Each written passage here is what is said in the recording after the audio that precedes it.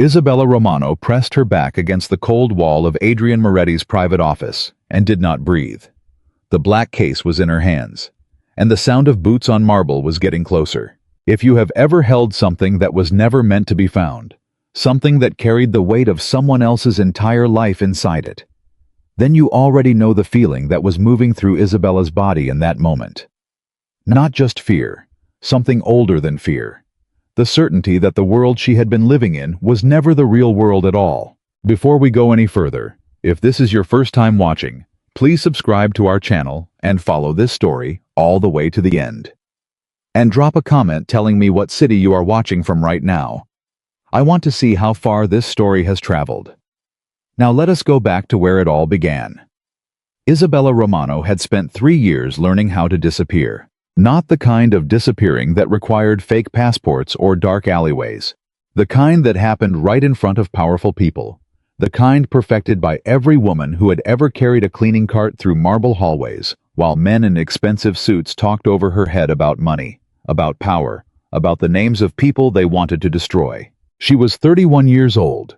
She had a one-bedroom apartment in the Bronx that smelled like old radiator heat in the winter, and her neighbors cooking in the summer. She had a small savings account she added to every month without fail, and she had a rule she had never broken in 3 years of working for Moretti Residential Services, the luxury cleaning company contracted to maintain the private residences of New York's most elite families. The rule was simple. You do not touch what is not yours. You do not read what is not addressed to you. You do not ask questions about the people whose floors you mop and whose crystal glasses you polish. Stay invisible. Stay safe. Go home. Isabella had kept that rule every single night for 3 years, until the night of October 14th. The Moretti penthouse occupied the top 2 floors of a building on Central Park West that had no visible signage and no public lobby directory. Residents entered through a private entrance. Their guests were vetted before arrival. The cleaning staff arrived after 11 at night when the family was guaranteed to be elsewhere, and they were required to finish and exit before 2 in the morning. Isabella had cleaned the Moretti penthouse 11 times before that night. She knew its rhythms, the way you know the rhythms of a house you grew up in. Which floors creaked under pressure? Which hallways held sound in strange ways? Which rooms felt warm even in winter? And which room, the private study on the northeast corner of the upper floor, always felt like the air inside it was being held very still, waiting for something? That room was off-limits to cleaning staff. She had been told this on her first night. Carmela, the floor supervisor, had walked her through the penthouse with the efficiency of someone reciting a memorized list, and had stopped at the closed door of the study with her hand flat against the wood as if preventing entry through sheer physical will. "This room does not get touched," Carmela said. "Not by you. Not by anyone on this crew. You walk past this door. You keep walking. Understood?" Isabella had understood. For 11 visits, she had kept walking. On the night of October 14th, the door to the private study was not fully closed. She would ask herself later what made her stop. She would construct explanations that satisfied the part of her brain that needed logic. The light was on inside, which meant someone had left it on, and she had a professional responsibility to check if something had been left running. Or perhaps she heard a sound from inside, the soft particular sound of paper, and thought a window had been left open and documents were at risk. But the truth, the real truth, she would only admit to herself much later, was that the door had never been opened before, and Isabella Romano had been waiting 3 years for a door to open. She pushed it gently with 2 fingers. The room was empty, and immediately she understood why no one was allowed inside. The walls were lined with filing cabinets, the old metal kind, each one locked with a combination mechanism rather than a key.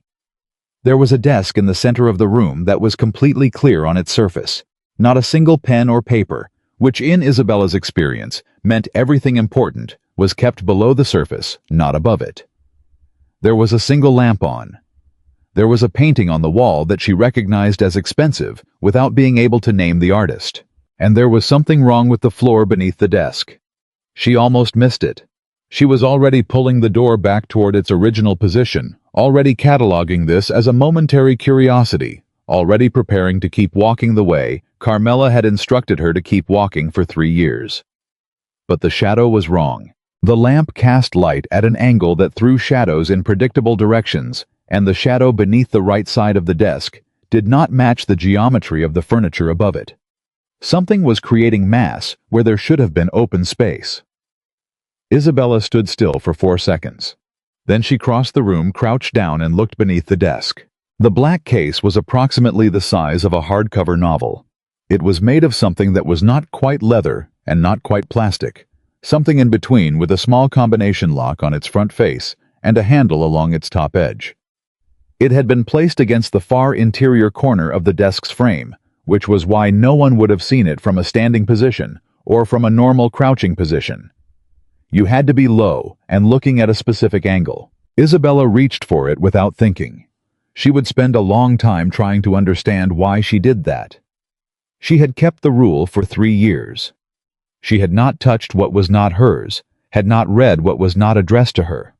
But her hand moved toward that case with the kind of certainty that bypassed thought, the kind that comes from somewhere underneath the decision-making part of the brain. Her fingers closed around the handle, and she turned it over. On the bottom face of the case, in small letters that had been written by hand in permanent marker, was a name. Romano. Isabella stopped breathing. Not her name. She was Romano by birth, but the women in her family had always gone by their full names in formal contexts, and the handwriting was not hers, and the case was clearly not new. Its edges slightly worn in the way of objects that had been handled many times and then set aside for a long period. But Romano, her father's name, Giancarlo Romano, who had been dead for 9 years, whose death had been listed as a heart attack in official records, despite the fact that he was 52 years old and had never had a single cardiac symptom in his life, whose desk at the accounting firm, where he had worked for 20 years, had been cleared out in less than 48 hours after his death, whose files Isabella had tried 3 times to access through official channels and been turned away each time with explanations that never quite made sense. Her father, who in the last phone call they ever had, 3 days before he died, had said to her in a voice that was trying very hard to sound normal, "Bella, if anything ever happens to me, I need you to know that I did not leave you unprotected. I hid something. When the time comes, it will find you." She had thought he was being dramatic. She had told him to stop being dramatic. She had been 22 years old, and she had not understood what kind of world her father moved through every day. She understood now. Isabella stood up from behind the desk with the case in her hands, and the sound of the elevator in the private corridor began to rise. She moved without thinking, which was the only reason she moved at all. Thought would have frozen her, would have sent her into the paralysis of someone trying to calculate probabilities in a situation that had no good options. But her body moved before her mind caught up, and she pressed herself against the wall beside the door in the same motion that the elevator opened at the end of the corridor. She heard voices. 2 men. Neither of them was a voice she recognized from the building's regular staff. "He said the study. He said it was under the desk." "Then get it and let's go. We do not have time for this." "What if it is not there?" "Then we have a very serious problem, and you do not want to be the one explaining that to Donati." Isabella did not move. She heard the door to the corridor open. She heard footsteps. She heard the study's door swing wider, felt the displacement of air, heard one of the men step into the room and stop. "It is not here." A pause. "Check under the desk properly." The sound of the second man crouching. The sound of him sweeping his hand across the underside of the desk's frame, searching. It was here. It was right here. Someone moved it. The silence that followed was the most frightening silence Isabella had ever experienced, because it was the silence of someone calculating. The cleaning crew. They are not supposed to touch that room. And yet, Isabella did not wait to hear the rest. She moved out of the study in the fraction of a second when both men were focused on the desk, sliding through the corridor with her back to the wall. The case pressed flat against her body beneath her cleaning jacket, moving toward the service stairwell with the controlled speed of someone who understood that running would create noise, and noise would end everything. She made it to the stairwell. She went down 17 floors without stopping. She pushed through the building's service exit into the cold air of Central Park West, And she walked, not ran walked, with the case under her arm, and her heart doing something it had never done before. Something that was not quite fear, and not quite grief, and not quite hope, but contained all three, until she was 3 blocks away, and inside the 24-hour diner on 72nd Street, where she sat in the last booth with her back to the wall, and finally let herself look at what she was holding. Romano, her father's name, and the combination lock. She tried his birthday. It did not open. She tried her own birthday. It did not open. She tried the date of his death. It did not open. She tried the date she had been born reversed the way her father used to write dates in the personal notebooks he kept in his desk at home day first, then month, then year. The lock released. Isabella Romano opened the case, and the world she had been living in for 31 years came apart at its seams. She had expected documents. She had found documents. Old ones printed on paper that had yellowed at the edges, covered in numbers and names and dates. She recognized the format from the years she had spent watching her father work at the kitchen table when she was small. Financial records, transaction logs. The kind of thing that would not mean anything to someone who had not grown up watching an accountant work, but that meant everything to her because she understood immediately what she was looking at. Money that had moved through accounts that should not have existed. Millions of dollars transferred across a chain of shell companies with names that sounded legitimate, and that would have sounded legitimate to anyone who did not know to look for the pattern underneath. But the pattern was there. Her father had charted it in his own handwriting in the margins, patient and precise, the handwriting of a man who had spent weeks or months tracing every thread before committing it to paper. And the names attached to those accounts. She recognized some of them. Not because she moved in those circles, because she read newspapers, because she had spent 9 years paying attention to New York's power structure, with the particular attention of someone who believed somewhere underneath everything that the truth about her father was connected to that structure. 3 of the names she recognized were city officials. One of them was a federal prosecutor. One of them was a man named Enzo Vitelli, whom the newspapers had described as a longtime associate and trusted advisor to the late Dominic Moretti, father of Adrian Moretti, the current head of the Moretti family, and the man whose penthouse Isabella had been cleaning for 3 years. She sat in that booth for 45 minutes. She ordered coffee she did not drink, and she tried to understand what her father had been carrying for the last years of his life, what had killed him, and what she was supposed to do now that she was holding it. She was so focused on the documents that she almost missed the photograph. It was tucked underneath the financial records face down, and she only found it when she reached the bottom of the stack. She turned it over and felt something shift inside her chest. The photograph showed 2 men. One of them was her father, younger than she had known him, mid-40s, standing with the slightly stiff posture of someone who did not like having his picture taken. The other man was someone she recognized from a different set of photographs, the formal black and white portraits that accompanied newspaper obituaries. Dominic Moretti, Adrian's father. They were standing together with the ease of people who knew each other well, not the formal proximity of colleagues. The relaxed closeness of men who trusted each other, who had stood beside each other enough times that proximity was natural. Her father and Dominic Moretti standing together looking at something outside the frame, with expressions that she would have described if she had to find words for it as worried, not afraid, worried. The specific expression of men who understood a situation fully and were concerned about what it required of them. On the back of the photograph in her father's handwriting, D understood the risk. He agreed to wait. If this reaches the wrong hands before the right time, everything we protected will have been for nothing. GR. The booth felt suddenly very small.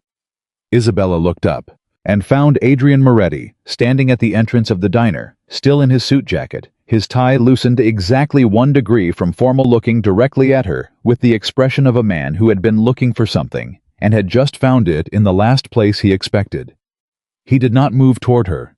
He did not signal to anyone. He just stood there for a moment that stretched longer than moments should, and then he walked toward her table with the measured pace of someone who had learned a long time ago that controlled movement was more intimidating than urgency.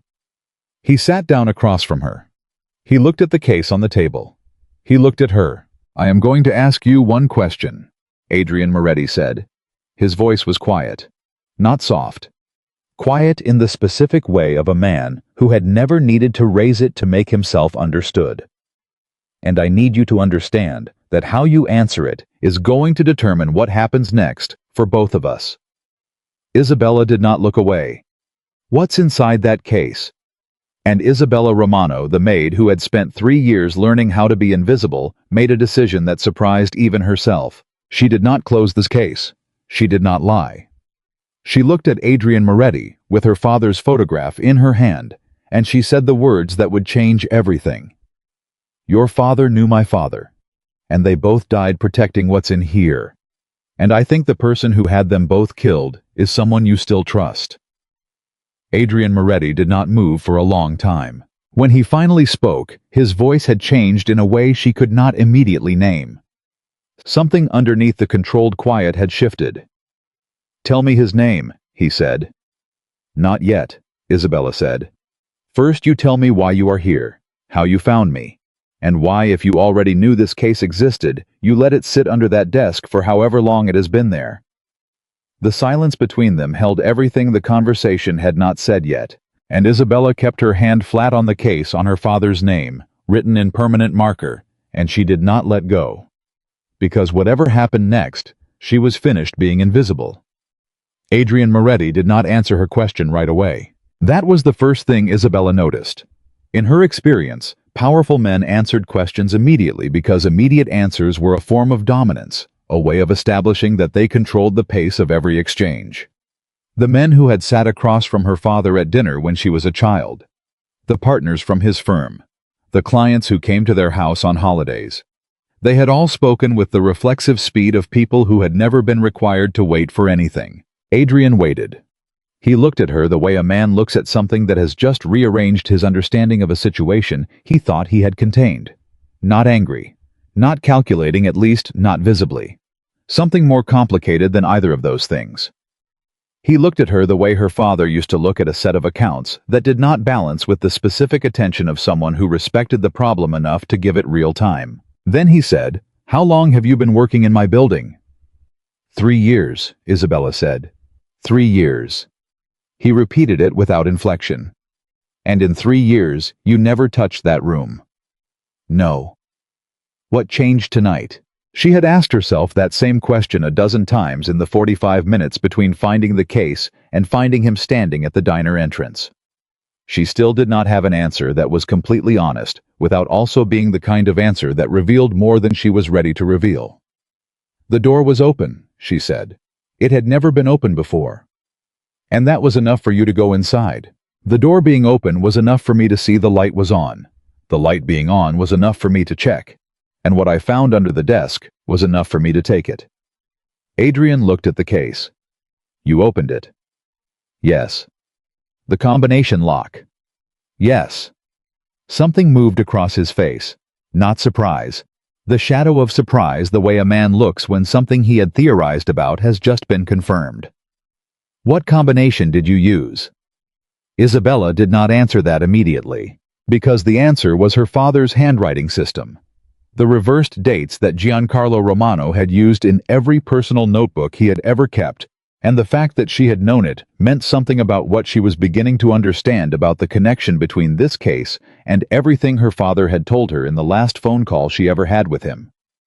My father taught it to me, she said finally. Adrian's jaw tightened. Just slightly.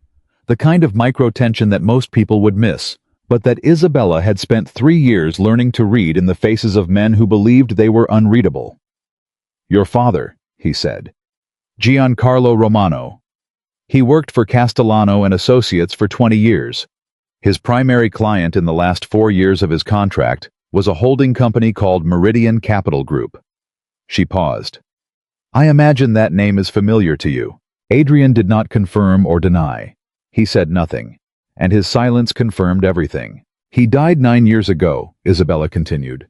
Officially a heart attack. He was 52, no cardiac history. His desk was cleared within 48 hours, and his files were sealed. Every time I tried to access them through official channels, I was redirected or denied. She kept her voice flat and precise, the way her father had taught her to present information lead with facts, Let the facts carry the weight. I am not here by accident, Mr. Moretti. I took a job with Moretti Residential 3 years ago because it was the only way I could think of to get close to anything connected to my father's death without triggering whatever system shut down every other avenue I tried. The diner was quiet around them. The counter attendant at the far end was watching something on a small television mounted in the corner. A couple near the front was focused entirely on each other. No one was paying attention to the booth in the back.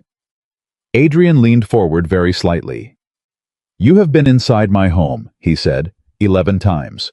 "Cleaning crew logs go back to when you were hired. 11 visits. And in 3 years, you never found what you were looking for. I was not looking for the case specifically. I did not know the case existed. I was looking for anything, a name, a file, a connection, something that would give me a thread to pull. And you found it tonight." Tonight the door was open. Another silence. Then Adrian said something she had not expected. "I did not know the case was there." Isabella looked at him. "I know what that sounds like," he said. "I know it sounds like something a person says to avoid accountability. But that room has not been used in 4 years, since my father died. I kept it locked because I was not ready to go through his things and because I had no reason to believe anything in that room was urgent." He paused. "I also did not know your father's name until tonight." "How did you find me?" Isabella said. "You walked in here 20 minutes after I left the building. The service entrance has no cameras on the exterior. I checked." For the first time, something that was close to respect moved through his expression. "The elevator in the service corridor does. You were on it for 11 seconds. The building's security feeds to a private system that one of my people monitors from a separate location." He flagged unusual movement in the staff corridor and sent me the footage. He looked at her directly. "I recognized you. I have seen you in the building before." That surprised her. She had been invisible. She had been sure of it. "You noticed me," she said. "You were the only person on the cleaning crew who ever walked the same route every time. Exactly the same. Every room in exactly the same order every visit. That kind of precision is either training or habit built from something more than a cleaning job." Isabella said nothing. "I am going to ask you again," Adrian said. "And I need a real answer. What is in that case?" She looked at him for a long moment. She looked at the photograph she had set on the table between them, her father and Dominic Moretti standing side by side with the ease of men who knew each other's weight. She turned it so it faced him. She watched his face change. He picked up the photograph slowly, the way you pick up something fragile, and he held it under the light of the diner lamp, and he looked at it for what felt like a very long time. When he set it down, his expression had closed in the way of a man who has just received news that confirms the worst version of something he had hoped was not true. "Where was this?" he said. "In the case, underneath the financial records." "What financial records?" Isabella opened the case and slid the top layer of documents across the table. She watched Adrian Moretti look at his father's name, attached to transaction logs he had never seen. She watched him follow the numbers with the eyes of a man who understood exactly what he was reading. She watched the moment when he recognized the name of the shell company, because his hand went absolutely still on the paper and did not move for 3 full seconds.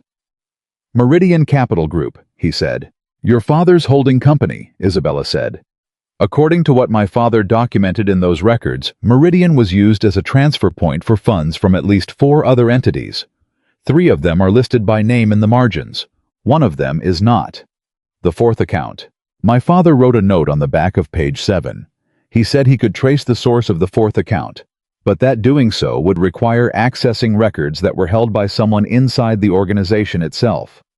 He wrote that he had identified who held those records, but that moving on that information alone would get him killed." Adrian turned to page 7. He read the note. He set the page down. 3 days after he wrote that, Isabella said, he called me. That was the last time I spoke to him. He told me he had hidden something. He told me it would find me when the time was right. She paused. I do not think he meant for the timing to be 9 years. I think something happened that forced him to move faster than he planned, and he did not get the chance to tell me more. What happened 3 days after that call? Adrian said.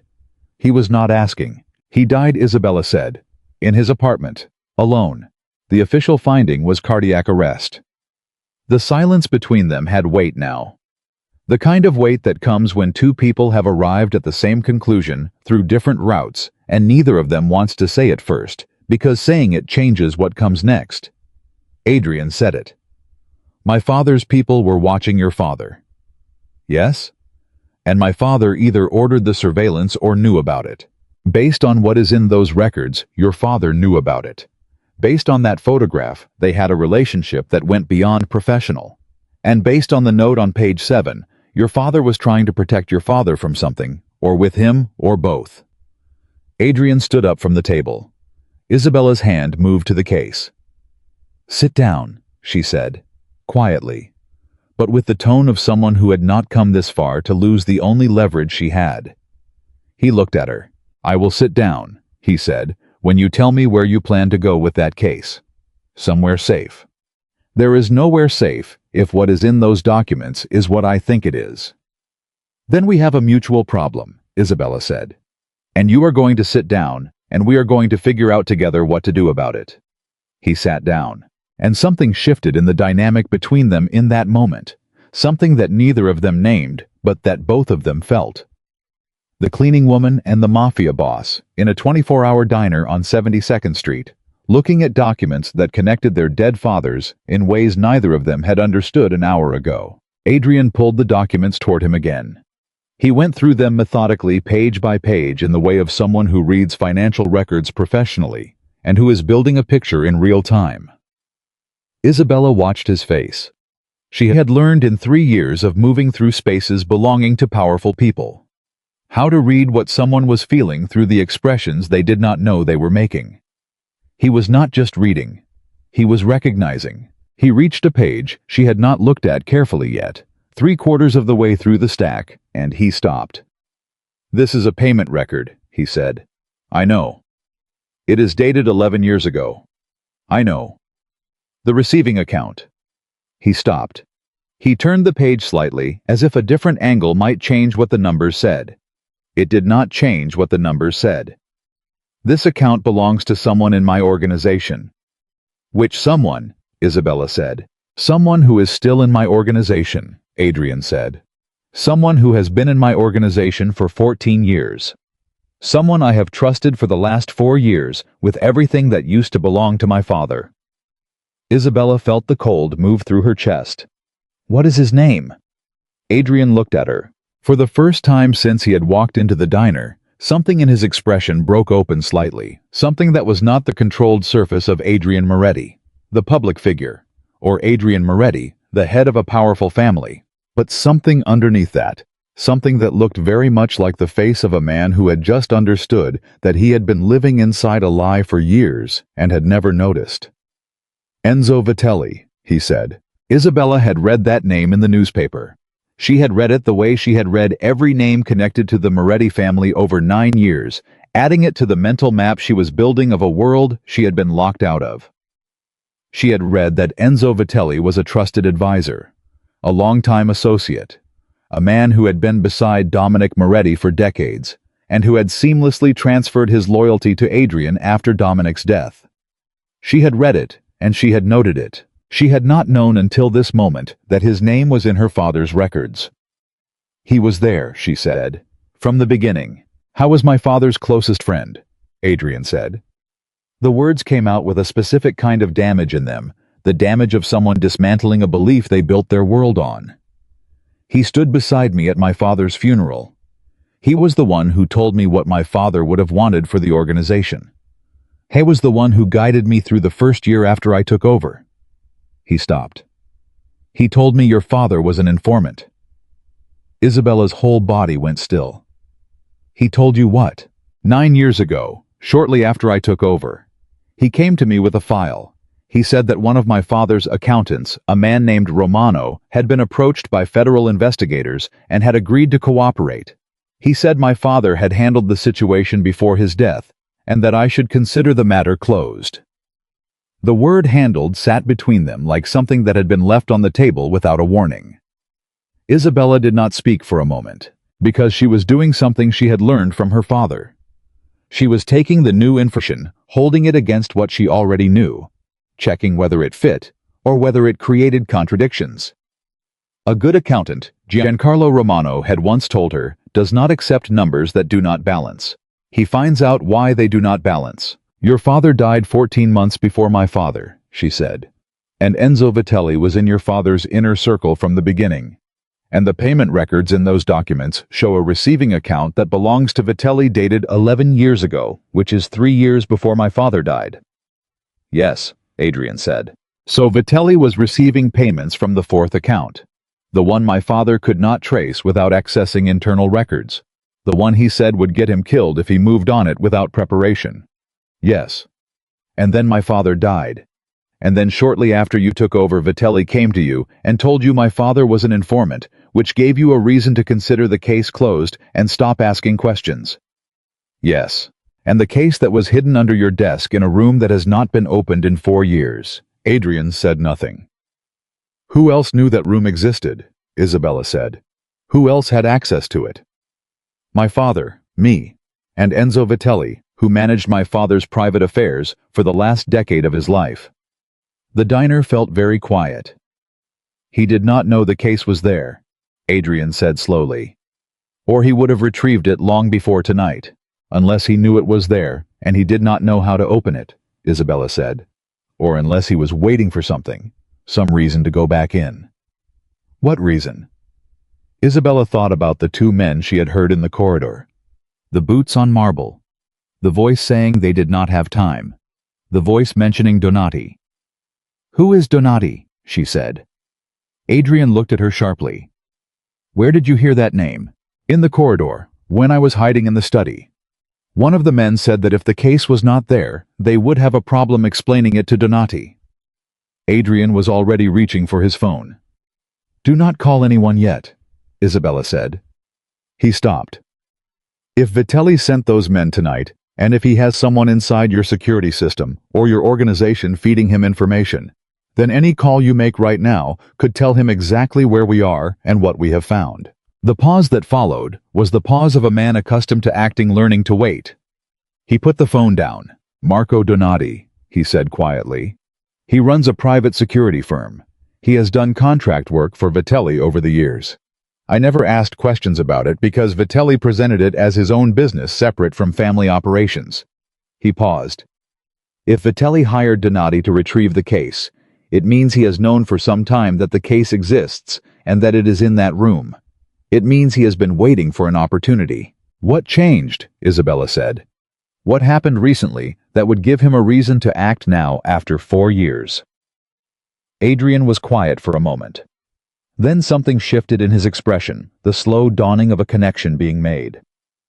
3 weeks ago, he said. I told Vitelli I was going to renovate the upper floor of the penthouse. I told him I was finally ready to go through my father's things. He stopped. I told him I was going to start with the study. Isabella looked at him. He panicked, she said. He panicked, Adrian confirmed. He has had 4 years to retrieve that case and chose not to because entering that room without a reason would have raised questions. But once I announced the renovation, he had a deadline. So he sent Donati's men tonight. Yes. Which means he knows the cleaning crew was there. He knows someone took the case. He does not know who. How long before he figures it out? Adrian looked at her steadily. The cleaning crew log has 11 names on it tonight. He will start pulling records. He will look at who was assigned to that floor. He will have a name by morning. Isabella felt the weight of that settle over her. Morning was not far away. Then we do not have time to sit here deciding whether to trust each other, she said. No, Adrian said. We do not. He looked at the case. Then he looked at her. The expression on his face was not soft. It was not warm. But it was honest, which was something she had not expected from a man like Adrian Moretti in a moment like this. And honesty, she had learned from her father, was rarer and more valuable than warmth. You could have run, he said. You could have taken that case and disappeared. You have had 45 minutes since you left the building. You know this city. You could have used that time. I did not run, Isabella said. Why? She looked at the photograph on the table between them, her father's face, Dominic Moretti's face. Two men who had known something together, who had protected something together, who had both died and left behind a locked case with a handwritten note that said, "This was not in vain. Because whatever my father and your father were protecting together," she said, "they could not finish it alone. And I have been trying to finish it alone for 9 years, and it has not worked." The silence that followed was different from the ones before it. This one had a decision inside it. Adrian picked up the documents and began going through them again, but differently. This time, not reading cross-referencing building. He pulled a specific page and looked at it for a long moment, and then set it apart from the rest. "This," he said. "This transaction. The date." Isabella leaned over. The date was 11 years ago, 3 years before her father died. "That is the date my father's original business partner left the organization," Adrian said. "Bernardo Cassetti. He retired, quietly. My father arranged a settlement, and Cassetti moved to Italy. I was told it was voluntary." "You are saying it was not." "I am saying this transaction, which according to your father's notations, represents the transfer of a controlling interest in 3 of my father's primary holding companies to an unnamed third party, occurred on the exact date Cassetti resigned." He paused. "Cassetti left because he found out about the transfer. He did not agree to it. He was pushed out." "And the unnamed third party who received controlling interest in those companies?" Adrian turned 3 more pages. He found the notation her father had buried at the bottom of a column of numbers, the kind of place where most people would not look, where the important thing was hidden inside ordinary data. He read it. And when he looked up, the expression on his face was something she had not seen yet. Not anger, not grief. Something colder than either the expression of a man who has understood something so completely that feeling has temporarily given way to pure, clear, dangerous certainty. "The third party," he said, "is listed as a legal trust established in the name of a company called Vetro Holdings." He stopped. Vetro is the Italian word for glass. Isabella waited. "Enzo Vitelli's mother's surname," Adrian said, "before she married was Vetro." The case sat between them on the table with its combination lock hanging open, and Isabella Romano understood in that moment what her father had spent the last years of his life documenting. Not just corruption, not just financial fraud, a systematic transfer of power, a slow and patient theft conducted by a man who had positioned himself as a loyal friend while spending years moving the foundation out from under the family that trusted him. Her father had not just been killed to silence an informant. He had been killed because he had nearly finished the proof, and the proof had been sitting under that desk for 4 years, waiting. "He took your father's empire," Isabella said, "piece by piece, while standing beside you at the funeral." Adrian looked at her. "Not all of it," he said. "Not yet." Something settled in his jaw, something resolved. He has been patient for 14 years. He can afford to wait because he controls the financial structure, and he knows I do not have reason to question it. He paused. Or he thought I did not. He reached across the table. Not for the documents, not for the case. He picked up the photograph. Her father and his father standing together with the worried expressions of men who understood the risk and agreed to carry it. He looked at it for a long moment, and then he set it gently back down with a care that Isabella recognized because it was the care you use with something that belongs to someone else and that you have been trusted to handle. "Your father spent years building that file," he said. "He died before he could use it, and he hid it where he thought it would eventually be found by someone who could finish what he started." "He hid it in your father's desk," Isabella said. "Because my father knew it was there," Adrian said. "Because they planned it together." She looked at him. "Your father did not just know my father professionally," Adrian said. "That photograph, the note on the back, the way the case was hidden in a room that only my father's most trusted people could access, using a combination only someone from your family would know." He stopped. "Your father did not hide that case for 9 years waiting for the right moment. He hid it in the one place he trusted completely." "Your father's study," Isabella said. "My father's study," Adrian confirmed. "Which means my father knew. and chose to keep it safe, and died before he could tell me it was there. Isabella felt something loosen in her chest. Not relief. Something older than relief. Something that felt like the end of a very long wait. For 9 years, she had believed her father died alone in what he was carrying, that he had been isolated and overwhelmed and silenced before he could reach anyone who would listen. But he had not been alone. He had trusted someone, and that someone had kept the trust. "What do we do now?" she said. Adrian looked at her with the steadiness of a man who has just received a map of a war he did not know he was already fighting. "First," he said, "we get you somewhere Vitelli cannot reach you. And then, Adrian said, I am going to find out how much of what Enzo Vitelli has told me in 4 years was real." He stood. He reached for the documents and began organizing them back into the case with a precision that surprised her. The careful precision of a man who understood that what he was handling was irreplaceable. He picked up the case and held it out to her. She looked at him. "It belongs to you," he said. "Your father built it. You carried it here. I am not taking it." Isabella took the case. She held it, the way you hold something you have been carrying for so long, you forgot you were carrying it. The weight of 9 years. Her father's careful handwriting. The photograph of 2 men who had tried to do the right thing and died before they could finish. "You could still walk away," Adrian said.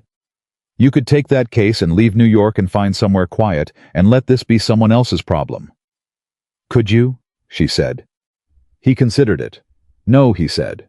"Neither can I." They walked out of the diner together into the cold air of the city. The case in Isabella's hands and the photograph in Adrian's jacket pocket, moving into a night that was not going to be quiet or safe or simple. But that was finally after 9 years and 4 years and 14 years of silence and patience and waiting, moving forward. And in the city around them, in an office somewhere, a man named Enzo Vitelli was looking at a security report and reading the name of the cleaning woman who had been assigned to the Moretti penthouse that night. And he was reaching for his phone. They moved fast. Adrian did not take her to the penthouse. He did not take her to any address she had ever seen connected to the Moretti name in a newspaper or a public record. He walked her 3 blocks east and then turned south and then stopped at a building she would not have looked at twice, a mid-rise on a side street with no doorman and a lobby that smelled like old carpet and mail that had been sitting too long in its boxes. He had a key. 4th floor. Corner unit. He unlocked it without hesitation and held the door open, and she walked in ahead of him and stood in the center of a room that had the specific feeling of a space maintained but not lived in. Clean. Functional. Nothing personal on any surface. "Nobody knows about this place," he said. "Not Vitelli, not anyone in the organization.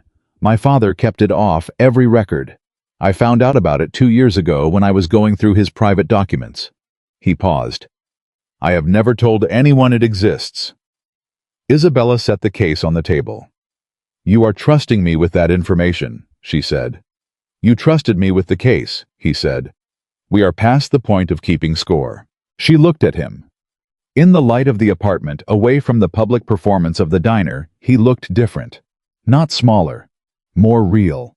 The kind of real that powerful people rarely showed, because real meant visible, and visible meant vulnerable. And vulnerability was the one thing men like Adrian Moretti had spent their entire lives armoring against. "We need to go through every page," she said. "All of it. Tonight. Before Vitelli figures out it was me and before he has time to move anything." Adrian was already at the table, already opening the case. They worked for 2 hours without stopping. He read. She translated the accounting notations her father had used, the shorthand Giancarlo Romano had developed over 20 years of documenting things he needed to remember precisely, but that he could not afford to have anyone else understand without a guide. It was a language built for exactly this situation for the moment, when someone who loved him would sit across a table from someone who needed answers, and be the only bridge between the two. The picture that assembled itself from those documents was worse than Isabella had allowed herself to imagine. It started 14 years ago. A slow and patient restructuring of Dominic Moretti's financial holdings, moving controlling interests through a chain of intermediary entities. Each transfer documented as routine, Business activity. Each one individually defensible, collectively damning. Enzo Vitelli had not stolen anything outright. He had done something more sophisticated and more devastating.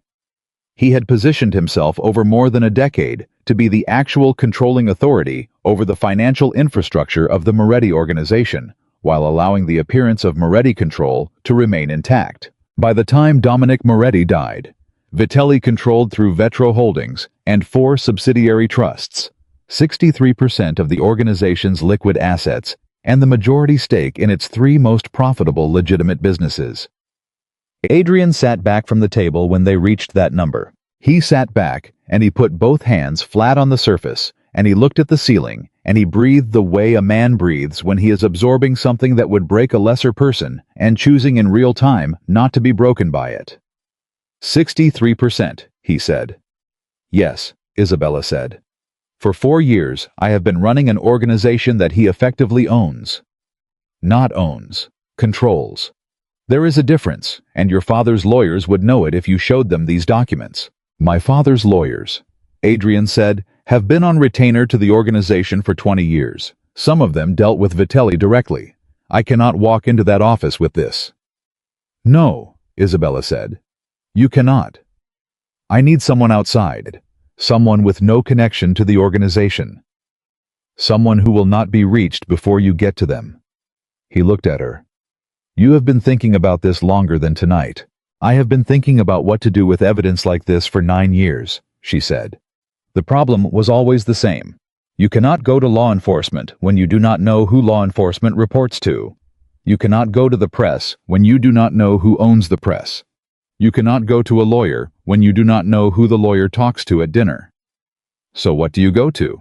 Someone who has more to lose from staying quiet than from speaking, Isabella said. Someone who is already afraid. Adrian looked at the documents. Bernardo Cassetti, he said. The name sat between them for a moment. Bernardo Cassetti, who had been Dominic Moretti's original business partner, who had been pushed out 11 years ago when he discovered the unauthorized transfer, who had taken a settlement and moved to Italy, and according to the one newspaper reference Isabella had found during 9 years of searching, had been living quietly in a house outside Naples, and had not spoken publicly about anything connected to the Moretti name since the day he left New York. He knows what happened to him, Isabella said. He was there when it started. If your father's accountant documented the transfer, Cassetti has to know that documentation exists somewhere because your father told him, or Vitelli told him as a warning.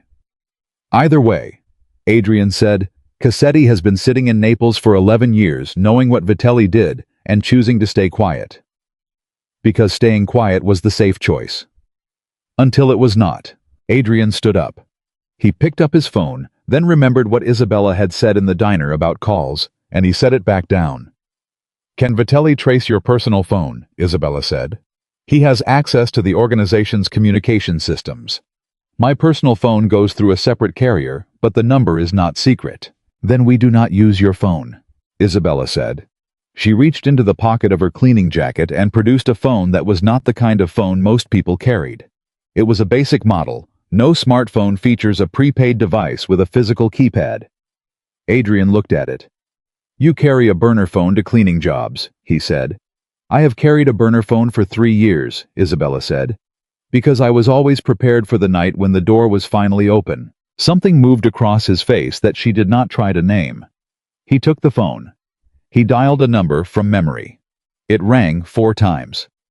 Then a voice answered, rough with sleep, carrying the particular accent of someone who had been raised in New York and had spent a decade letting Italy soften its edges without fully erasing them. Who is this? The voice said. Bernardo, Adrian said. It is Adrian Moretti. Do not hang up. The silence on the other end lasted exactly 4 seconds. How did you get this number? Cassetti said. It was in my father's private records. He kept everything, Bernardo, even the things he was not supposed to keep. Another silence. Longer. It is past 3 in the morning, Cassetti said. I know. I would not be calling at 3 in the morning if it could wait. What do you want? I want to know what you know about Vetro Holdings. The silence that followed that question was a different kind of silence. Not the silence of a man deciding whether to trust. The silence of a man who has been waiting for a specific knock on a specific door for 11 years and has just heard it. When Cassetti spoke again, his voice had changed. "You found the documents," he said. "Yes." "Does Vitelli know?" "Not yet." "Adrian." The old man's voice dropped to something that was barely above a whisper. "If Vitelli finds out you have those documents before you are in a position to use them, he will not wait. He has been patient because patience served him. The moment patience stops serving him, he will move, and he has resources you do not know about." "Tell me what I do not know," Adrian said. Cassetti told him. It took 11 minutes. Adrian stood with the phone against his ear and his eyes on the table, and his face doing the complicated work of absorbing information that was rewriting everything he thought he understood about the last 4 years of his life and the last decade of his father's. Isabella watched him. She did not try to hear the conversation. She could see enough in his face. When he ended the call, he stood still for a moment before he looked at her. "Vitelli did not act alone," he said. "Who else?" "A man named Sartori, federal side. He has been protecting Vitelli's financial structure for 8 years, making sure no regulatory inquiry ever gets close enough to see the ownership chain clearly." He paused. "Sartori is the federal prosecutor whose name is in your father's records." Isabella felt the cold move through her again. "My father identified him," she said. "Your father identified him as the 4th account holder, the one whose records he could not access without going inside the organization." Cassetti confirmed it. He knew about Sartori because Vitelli told him about Sartori on the day he pushed him out, as a warning. His jaw tightened. "He said, 'I have friends you do not have, and if you say one word about what happened here, those friends will know about it before you reach the airport.'" So Cassetti ran. "Cassetti survived," Adrian said with a fairness in his voice that surprised her. "He was 62 years old. He had grandchildren. He made the choice a man makes when the alternative is not just his own death, but the destruction of everyone around him. And now he is 73, Adrian said. And he is angry in the way old men get angry when they have been afraid long enough. And he has documents of his own. 11 years of quietly collecting evidence, not because he planned to use it, but because having it made him feel less like a coward." Isabella straightened. "He will cooperate," she said. "He will cooperate," Adrian confirmed. "But he needs time to get the documents out of Italy without triggering attention. He said 3 days. We do not have 3 days. We have until Vitelli confirms your name from the cleaning crew log." "Which is by morning," Isabella said. "Which means we need to move the target before morning." She looked at him. "What does that mean?" "It means," Adrian said, "that instead of waiting for Vitelli to find us, we give him something to find that is not us." He picked up the burner phone again. He dialed a second number. This one answered on the first ring. "Marco," Adrian said. "Do not say my name. I need you to do something for me tonight, and I need you to not ask why." A pause. "Tell me," the voice on the other end said.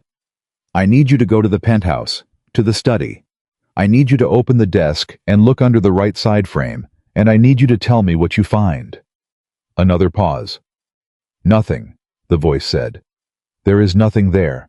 I am looking right now. There is nothing under the desk." "Good," Adrian said. "Now I need you to call Vitelli and tell him you found the room disturbed and the item missing, and that you are going to find out who took it."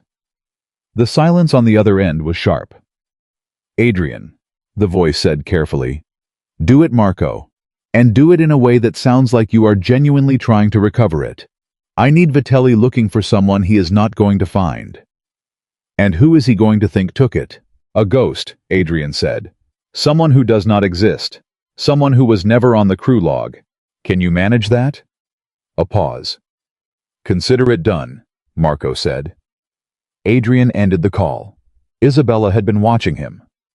"Marco is loyal to you," she said. "Marco has been loyal to me for 12 years. He is one of the 3 people in the organization I trust without question. And before you ask, no, I am not certain of that. I am as certain as I can be given that Vitelli has apparently been lying to me for 4 years." But Marco's history is clean, and Cassetti confirmed that Marco's name appears nowhere in Vitelli's private arrangements. That is not the same as certain. No, Adrian said. It is not. But we are past the point where certainty is available to us. She accepted that. Because it was true, and because she had learned in 9 years of operating alone that the perfect option was always the enemy of the possible one. If Marco buys us time, she said, we need to use it. We cannot wait 3 days for Cassetti. We need something we can move with now. The documents.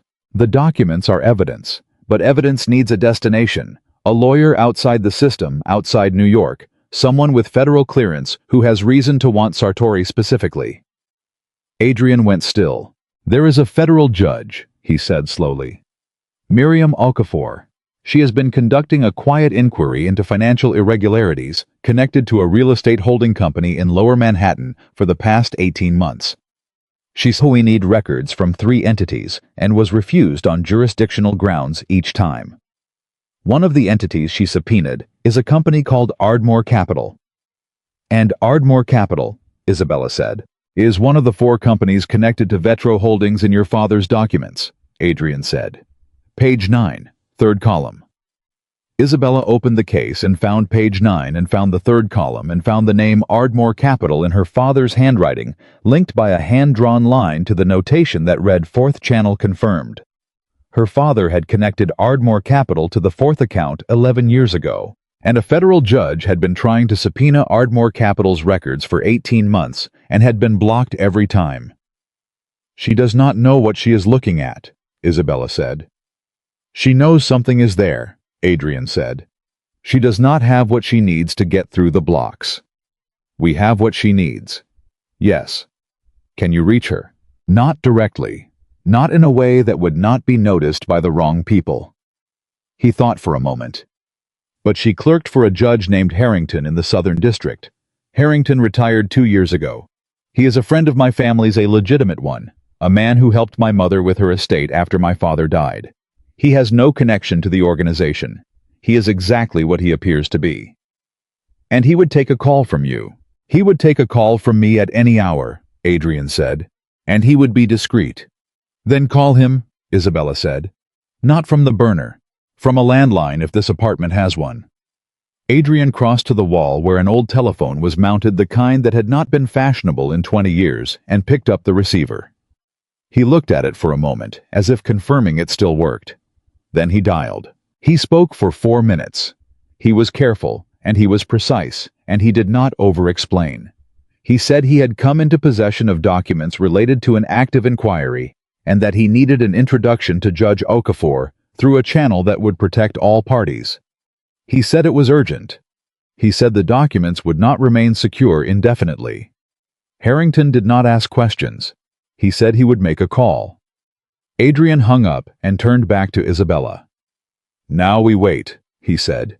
Now we wait, she agreed. She sat down at the table, and for the first time since she had crouched beneath that desk and found a case with her father's name on it, she let herself stop moving. Not rest. Stop. There was a difference. Resting required the belief that it was safe to rest. Stopping was just the recognition that the next action could not happen yet, and that fighting against that fact would burn energy she needed. Adrian sat across from her. The silence between them was different now from the silence in the diner. That silence had been adversarial, 2 people measuring each other across a table of unknowns. This silence was the silence of people who had chosen the same side and were now living in the weight of that choice together. Tell me about him, Adrian said. She looked up. Your father, he said. Not the accountant, the man. Isabella was quiet for a moment. He made coffee every morning at exactly 6:15, she said finally. He had a specific way of reading the newspaper, sports first, then business, then front page. He said you needed to understand what people cared about before you understood what they feared. She paused. He taught me to keep records of everything. He said, Bella, a person can lie about what they said and what they meant and what they intended. But numbers do not lie. They just wait. Adrian looked at the documents on the table. He was right, he said. He was usually right, Isabella said. About most things. Her voice stayed level. She had spent 9 years learning to talk about her father without breaking, and she was not going to break now, not here, not when there was still so much to do. He was wrong about one thing. What? He thought he could protect me by keeping me out of it. He thought if I did not know the details I would be safe. And instead I spent 9 years not knowing, and not safe, and not able to do anything because I did not have the information to act. Adrian was quiet. My father did the same thing, he said. He kept the study locked. He never told me about the case. He had a relationship with your father that he never mentioned. He was protecting the truth by holding it himself, and it died with him. He paused. The people who love us think they are keeping us safe by carrying the weight alone. What they are actually doing is making sure that when they fall, nobody is positioned to pick it up. Isabella looked at him. It was, she thought, the most honest thing she had heard anyone say in a very long time. They trusted each other, she said. Your father and mine. They were trying to fix it together. Yes. And Vitelli killed them both. I do not know for certain that Vitelli ordered your father's death, Adrian said. What I know is that Vitelli told me your father was an informant, and that my father had handled the situation. I accepted that because I was 28 years old, and I had just buried my father, and Vitelli was the person I was leaning on to understand the world my father had left me. His voice did not change in pitch or volume, but something inside it did. I accepted it because it was easier than questioning the man who was standing beside me, telling me what my father would have wanted. You were not wrong to trust him then, Isabella said. You were 28 and you were grieving. I was 28 and I was the head of a family, and I should have asked more questions. Adrian. She said his name, his first name, without planning to, and it came out with a directness that made him look at her. You did not fail. He deceived you. There is a difference. And I am not going to sit across from you while you take responsibility for what Enzo Vitelli did. Your father's name is in my father's records as the man who agreed to protect this evidence, not as the man who enabled Vitelli. Your father was trying to stop him. Adrian held her gaze. Something in his face that had been held very tight began slowly to release. Then his phone moved on the table. Not his personal phone. The burner. A text from the number Marco had called from. It read, Vitelli is moving. He has a name. Not yours. He thinks it was a woman named Catalano from the cleaning crew. He is sending people to her address. Isabella felt her stomach drop. Catalano, she said. Rosa Catalano. She is on my crew. She lives in the Bronx. She has 2 daughters. Adrian was already moving.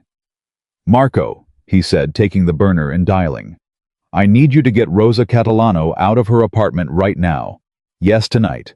No, do not explain. Tell her there is a gas leak in the building. Tell her anything. Get her and her family out, and do not let her go back until I say. He listened. Because Vitelli thinks she has what I have, he said. And Vitelli does not handle uncertainty carefully. He ended the call. He looked at Isabella. She will be safe, he said. Isabella nodded, but her hands were flat on the table, and she was thinking about a woman she had worked alongside for 2 years. A woman who brought homemade food to every shift and complained good-naturedly about the subway, and had no idea that tonight she had accidentally become a proxy in a war she knew nothing about. This is what he does, Isabella said. He moves without thinking about who gets hurt. He does not care who gets caught in it. No, Adrian said. He does not. Your father cared, she said. Your father's note on the back of that photograph. D understood the risk. He agreed to wait. He chose to wait because moving too soon would have destroyed innocent people. Vitelli would never make that choice. No, Adrian said again. He would not. The burner buzzed again. Harrington. He had reached Judge Okafor's clerk. She would take a meeting. Not in her chambers. Not officially. A neutral location, 9 in the morning. She needed proof of what the documents contained. She needed to know they were not fabricated. She needed an authenticating source. Cassetti, Adrian said. Can he send something tonight? Isabella said. Not the full file. Something that confirms what is in these records. A letter. A sworn statement. Anything she can verify independently. Adrian called Cassetti again. The old man on the other end of the line listened, and then said in a voice that was tired and old, and full of something that sounded like a man setting down a weight he had carried across an ocean. I have been writing that statement for 11 years. It is already done. I will send it now. He sent it to an email address. Adrian provided an account with no connection to the organization created years ago by Dominic Moretti for exactly the kind of communication that could not go through normal channels. Adrian showed the document to Isabella when it arrived. It was 12 pages. Cassetti's account of the transfers, the dates, the names, his own role, which he did not minimize in the early stages of a financial arrangement he had not fully understood until it was too late to extract himself cleanly. And then, his account of the day, Vitelli had told him with the calm certainty of someone describing the weather that the prosecutor who would handle any inquiry into Moretti financial affairs was already in his pocket, and that Cassetti could either take his settlement and live a comfortable life in Italy, or he could stay in New York and find out what it looked like when federal protection worked against you instead of for you. It was the account of a man who had chosen survival and spent 11 years unable to forgive himself for it. "This is real," Isabella said. "This is enough." "Combined with your father's documents," Adrian said. "Yes, it is enough." He looked at the clock. 4 hours until the meeting. "You should sleep," he said. "I will not sleep," she said. "Neither will I," he admitted. They sat across from each other with the documents between them, and the case open and the burner phone beside it, and the gray hours of the night moving around them. Isabella thought about her father at his kitchen table, working through choosing to wait rather than move too soon, choosing to protect the innocent over rushing to an outcome that might destroy them. She thought about two men who had trusted each other enough to build something that could survive their deaths. At 10 minutes past 6 in the morning, the burner buzzed one more time. Marco again. The message was 3 words. "Vitelli is coming." Isabella looked at Adrian. Adrian looked at the case. Then he looked at her, and in his face was something she recognized from her father's face in that last phone call. The look of a man who has done everything he can do from where he is standing, and who is now in the hands of what comes next. "We go now," he said. "We go now," she said. She picked up the case. He held the door. And outside in the early morning city, somewhere behind them, and moving faster than patience, Enzo Vitelli was finally done waiting. The city at 6 in the morning had its own particular quality of cold. Not the clean cold of open country. The pressed-in cold of concrete and steel of streets that had held the weight of 1,000,000 lives and absorbed none of their warmth. Isabella felt it the moment they stepped out of the building, that cold moving through the thin fabric of her cleaning jacket, like a reminder that the night was not finished with them yet. Adrian moved without hesitation. He turned left without explaining why, and she followed without asking, because they had arrived somewhere between the diner and the safe apartment, and Cassetti's 12 pages, at the particular understanding that forms between two people when they are operating in shared danger and shared purpose, and do not have the luxury of negotiating every decision. He led her to a parking structure 2 blocks away. 3rd level. A dark-colored car that was registered, she would learn later, to a name that did not connect to either the Moretti organization or to Adrian personally. Another one of his father's quiet preparations. Dominic Moretti had apparently spent the last decade of his life building exits, and Adrian had spent the 2 years since finding his father's private records learning where each one was. They were in the car and moving before 6:15. "Where are we going?" Isabella said. "The meeting with Okafor's contact is at 9. We cannot go directly there. We need somewhere to sit for 2 hours that is not on any route Vitelli would predict. And somewhere we can make copies," Isabella said. He glanced at her. "The documents," she said. "We do not walk into that meeting with the originals as the only set. We make copies and we secure them separately before 9 o'clock. A pause. "There is a 24-hour print shop on 44th Street, he said. "Then we go there first."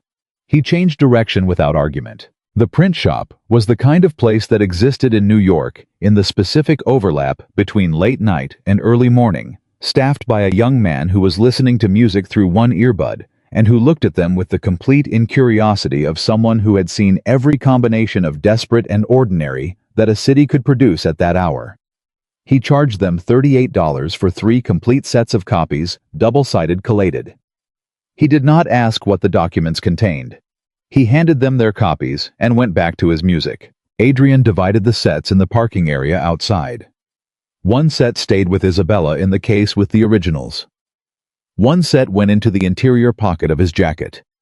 One set he photographed page by page using the burner phone and uploaded to the private email account that had held Cassetti's statement overnight. "Digital backup," he said. "Good," she said. He looked at her over the roof of the car.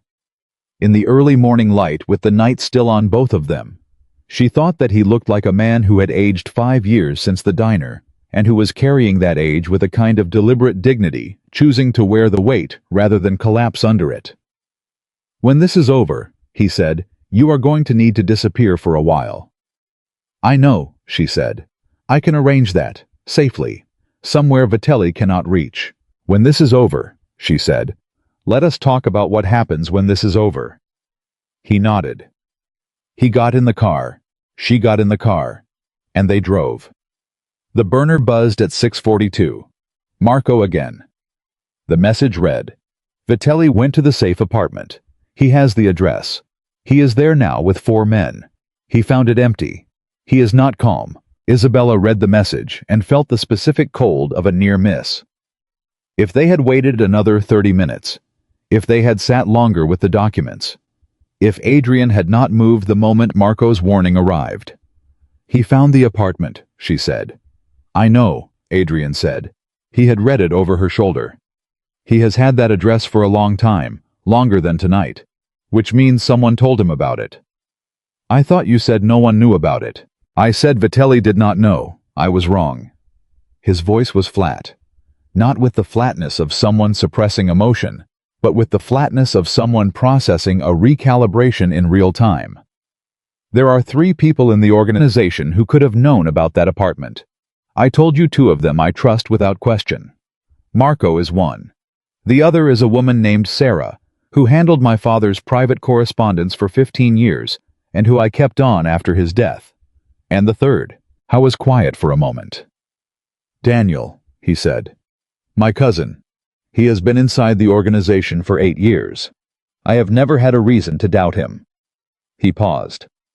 "I have also never specifically tested him." "Vitelli could have found it independently," Isabella said. "Through property records, through financial traces. That apartment has never been in any record connected to any name in this family," Adrian said. "The only way Vitelli found it is through a person." The silence in the car had the specific quality of a truth neither of them wanted to fully arrive at. "You cannot know for certain which one," she said. "No," he said. "Not yet." "Then you cannot warn any of them about the meeting." "No." "No," he said again. They drove. At 7:20. Adrian pulled over and made a call from a payphone. A payphone which Isabella had not seen anyone use unironically in years. He was on it for 6 minutes. When he came back to the car, his expression had resolved into something cleaner, the expression of a man who has converted uncertainty into a specific plan. "Judge Okafor knows what is coming," he said. Her contact confirmed the documentation is sufficient for an emergency review. She is prepared to issue a temporary order freezing the assets connected to Vetro Holdings, pending a full federal investigation. But she needs one thing we have not discussed. What? She needs a cooperating witness with direct organizational knowledge, not Cassetti. Cassetti was outside the organization for 11 years. His statement establishes context, but it cannot speak to current operations. He looked at her. She needs someone inside. Isabella understood immediately. "You," she said. "Me," he said. She looked at him for a long moment. She thought about what that meant. Not abstractly, specifically. The head of a family, like the Moretti family, walking into a federal judge's emergency review as a cooperating witness meant something that could not be undone. It meant the end of one version of his life. It meant exposure legal complexity, the kind of scrutiny that left marks regardless of the outcome. "You have thought about this," she said. "Not just tonight. Before tonight. Since I found my father's private records 2 years ago, he said. I did not know what I was looking at in those records. I did not have your father's documents to complete the picture. But I knew something was wrong with the financial structure, and I knew I could not address it from inside without knowing what I was actually dealing with. He paused. I have been waiting in my own way for a door to open. She looked at him. He met her gaze without deflecting. You are going to be the witness, she said. Yes. And you understand what that means for the organization. It means some parts of it do not survive, he said. The parts that should not have survived this long, the parts Vitelli built on my father's name while my father's name was still trusted. He paused. My father was not a saint. I am not going to stand in front of a federal judge and pretend otherwise. But what he was not, what your father's documents prove he was not, is the man Vitelli has been operating as in his name for 14 years. Isabella nodded slowly. Then we go to the meeting, she said. We go to the meeting, he confirmed. At 8:45 they were 3 blocks from the location Okafor's contact had specified.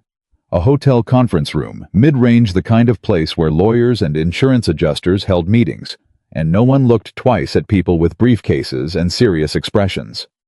And that was when the second burner buzzed. Not Marco this time. A number she did not recognize. She almost did not answer. Then she thought about who had this number. Only Adrian. And Adrian had only given it to Marco and Cassetti and Harrington. She answered. Isabella Romano. The voice was older, male, American, but with the specific accent of someone who had been raised near water, the Boston flatness underneath the New York overlay. My name is Sartori. Everything in her body stopped. I know who you are, she said. Her voice came out level. She was her father's daughter. Numbers do not lie. They just wait.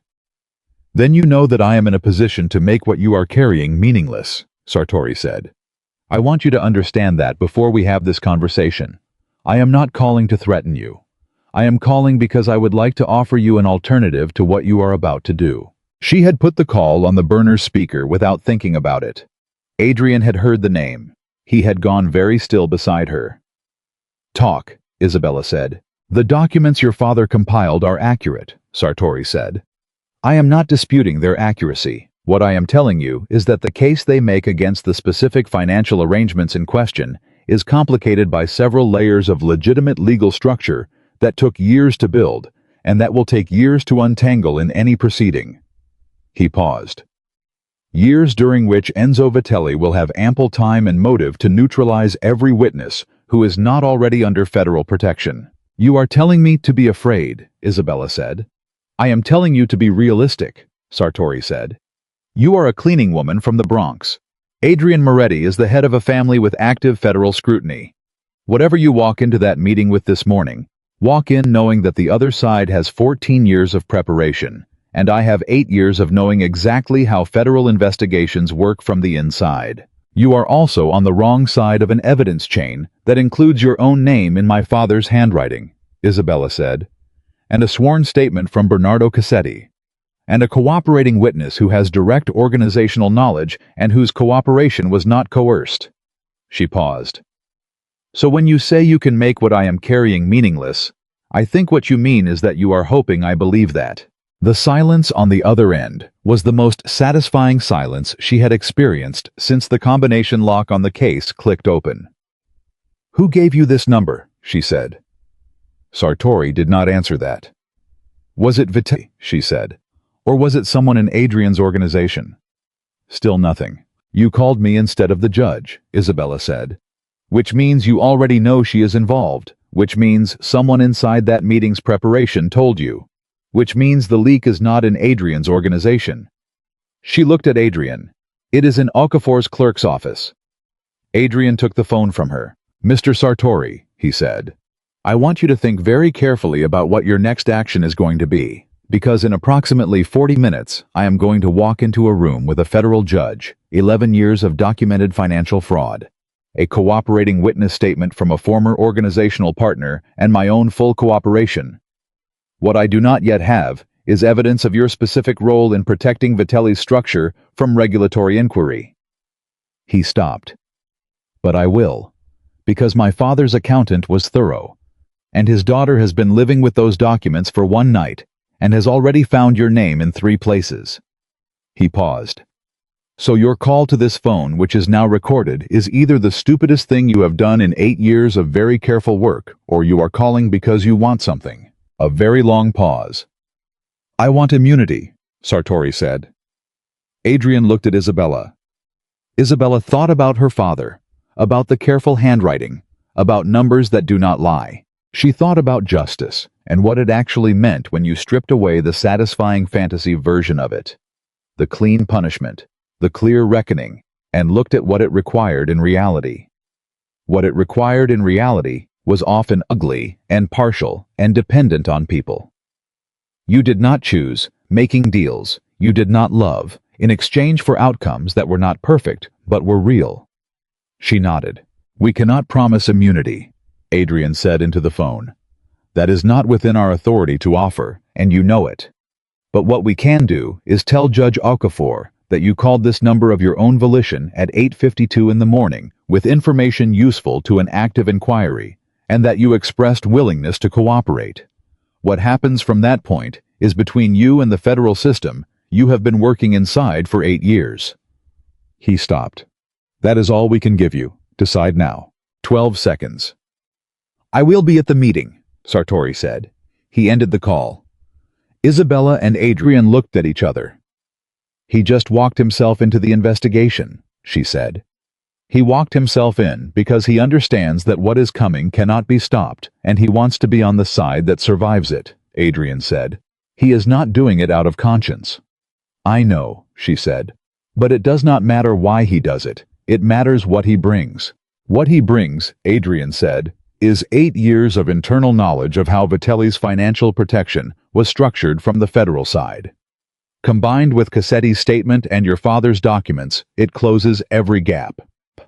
And the leak in Okafor's clerk's office. Adrian reached for the burner a 3rd time. He called Harrington. He told him in 3 sentences that the clerk who had communicated the meeting details had a connection to Sartori, and that Judge Okafor needed to know before 9 o'clock. Harrington said he would call her directly. Adrian put the phone down. Now, he said. Now, she agreed. They walked into the hotel at 9:02. The conference room was on the 2nd floor. Harrington was already there, looking older than his photographs and steadier than most people his age had any right to look. Judge Miriam Okafor was a woman in her mid-50s with the particular bearing of someone who had spent decades in rooms where people tried to manipulate her and had developed through long practice an absolute immunity to it. She looked at Adrian when he entered, and then she looked at Isabella, and then she looked at the case in Isabella's hand with the expression of someone who has been told a fire is coming and can now smell the smoke. Sit down, she said, not unkindly, with efficiency. They sat down. Isabella opened the case. She laid her father's documents on the table in the order he had compiled them. Original sequence, the way a careful man had built his argument across years of patient work. She had been through them enough times now that she could have done it in the dark. Harrington introduced Okafor formally to Adrian, which under the circumstances had the quality of a formality, so incongruous it was almost moving. Then Okafor looked at the documents. She read for 11 minutes without speaking. No one at the table spoke either. Isabella watched the judge's face, do what faces do, when they are encountering something they have been trying to reach for a long time through blocked doors and refused subpoenas. Not triumph. Recognition. The specific recognition of a person who has been told repeatedly that what they were looking for did not exist, and who is now holding proof that it did. Ardmore Capital, Okafor said. She said it the way you say the name of something that has been eluding you. Page 9, Isabella said. My father connected it to the 4th account 4 months before he died. Okafor looked up at her. Your father compiled this. Over the last 4 years of his life, he was the primary accountant for the Meridian Capital Group, which was the central transfer entity in the chain. He had access to the records because his access was never revoked. They underestimated him. They underestimated him, Okafor said quietly. They thought he was afraid, Isabella said. He was. He was also methodical. and he loved his daughter enough to make sure what he built would survive him. Okafor held her gaze for a moment. Then she looked at Adrian. "You are here as a cooperating witness." "Yes." "You understand the implications." "I do." "You are not here under any form of coercion or inducement." "No." "And you are prepared to provide a full accounting of the organization's financial structure as you understand it, including any activities that may expose you personally to legal scrutiny." Adrian did not hesitate. "Yes," he said. Okafor looked at him the way you look at something unexpected when you have been in your profession long enough to stop expecting the unexpected. "Mr. Moretti," she said, "in 23 years on the federal bench, I have had 3 witnesses in your position voluntarily walk into a room like this one without a deal already negotiated." She paused. 2 of them were lying. One of them changed the outcome of one of the most significant prosecutions of the last decade. She looked at him steadily. "Which one are you?" "Ask me again in a year," Adrian said, "and I will let the record answer." Something that was not quite a smile moved across Okafor's face, and then the door opened. Sartori walked in. How was a man in his early 60s, silver-haired with the carefully maintained composure of someone who had practiced looking untroubled his entire career. He looked at Okafor. He looked at the documents on the table. He looked at Adrian Moretti, and in that look was the particular expression of a man who has calculated every option and determined that this one, the one where he walks into the room himself, is the least catastrophic. "Your Honor," he said. "Sit down, Richard," Okafor said. He sat. "Before we begin," Okafor said, "I want something on the record. This meeting was communicated to a member of my staff whose connection to certain parties was not known to me at the time. That staff member has been removed from this matter as of 8:58 this morning. Everything that occurs in this room from this point is conducted under a separate chain of custody." She looked at each person at the table in turn. "Are we clear?" Everyone said yes, and Giancarlo Romano's 11 years of patient, careful work began finally to do what it had always been built to do. The meeting lasted 3 hours and 40 minutes. Isabella spoke for much of it. Not about herself, about the documents.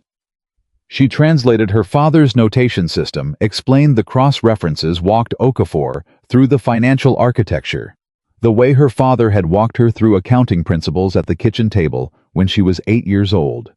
Lead with facts. Let the facts carry the weight. Sartori filled gaps she could not fill. 8 years of federal-side knowledge about the specific regulatory blocks that had been put in place to protect Ardmore Capital from scrutiny. He named people. He named dates.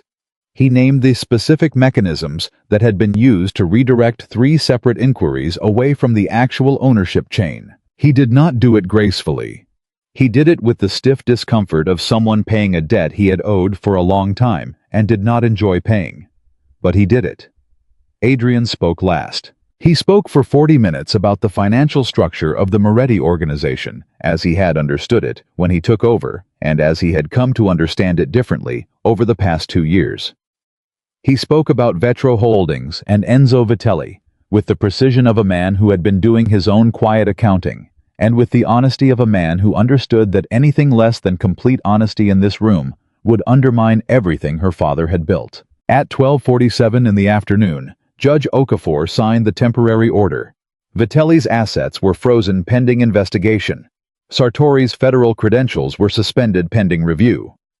The investigation was transferred to a federal task force operating outside the Southern District. And Enzo Vitelli, who had spent 14 years being patient, who had spent 4 years waiting for the right moment to complete what he had begun, who had sent men to a penthouse the previous night to retrieve a case he had always known was arrested at his office at 2:15 in the afternoon by federal agents who did not announce themselves in advance. Marco sent a message to the burner at 2:20. "It is done." Isabella read the message in the lobby of the hotel, where they had spent the morning, dismantling 14 years of careful fraud. She read it, and then she sat down in a chair against the wall and held the case in her lap, and she breathed. Not the controlled breathing of someone managing fear. The other kind. The kind that comes when the thing you have been bracing against for so long finally happens, and the bracing is no longer required, and the body does not know immediately what to do with the absence of it. Adrian sat beside her. He did not say anything for a while. She was grateful for that.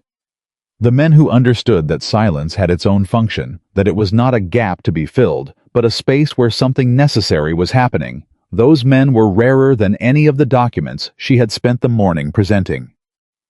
"Vitelli is in custody," he said finally. "I know," she said. Marco messaged. "Sartori will cooperate fully." Okafor was specific about the terms.